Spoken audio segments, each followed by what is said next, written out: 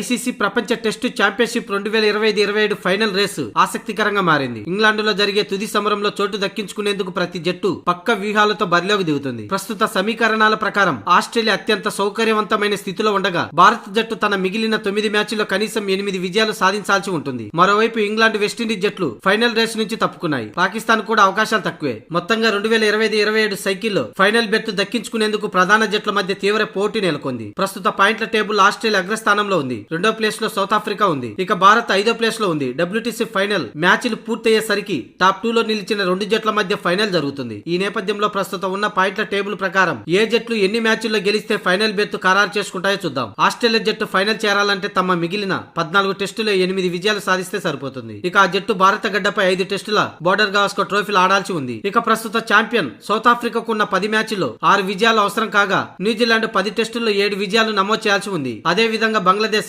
8 మ్యాచ్లు 6 విజయాలు గెలవాల్సి ఉంది. ఇక టీమిండియా విషయానికి వస్తే 90% మ్యాచ్లు గెలవాల్సిన పరిస్థితి ఉంది. భారత్ ఇంకా 9 టెస్టులు ఆడాల్సి ఉండగా అందులో కనీసం 8 గెలిస్తేనే ఇతర జట్ల ఫలితాలతో సంబంధం లేకుండా ఫైనల్ చేరుతుంది. ఒకవేళ 6 లేదా 7 గెలిస్తే ఇతర జట్ల ఫలితాలపై ఫైనల్ రేసు ఉంటుంది. దీంతో రాబోయే శ్రీలంక సిరీస్ లో టీమిండియా 2 టెస్టులు, న్యూజిలాండ్ పర్యటనలో 2 టెస్టులతో పాటు స్వదేశంలో ఆస్ట్రేలియాతో జరగబోయే 5 టెస్టుల బోర్డర్ గవాస్కర్ ట్రోఫీ టీమిండియాకు అత్యంత కీలకంగా మారనుంది. ఇక శ్రీలంక కూడా 8 టెస్టుల్లో 7 మ్యాచ్ల విజయం సాధిస్తే ఫైనల్ రేస్ లో ఉండగలదు. ఇక ఇంగ్లాండ్, వెస్టిండీస్ జట్లు దాదాపుగా ఫైనల్ రేస్ నుంచి తప్పుకున్నాయి.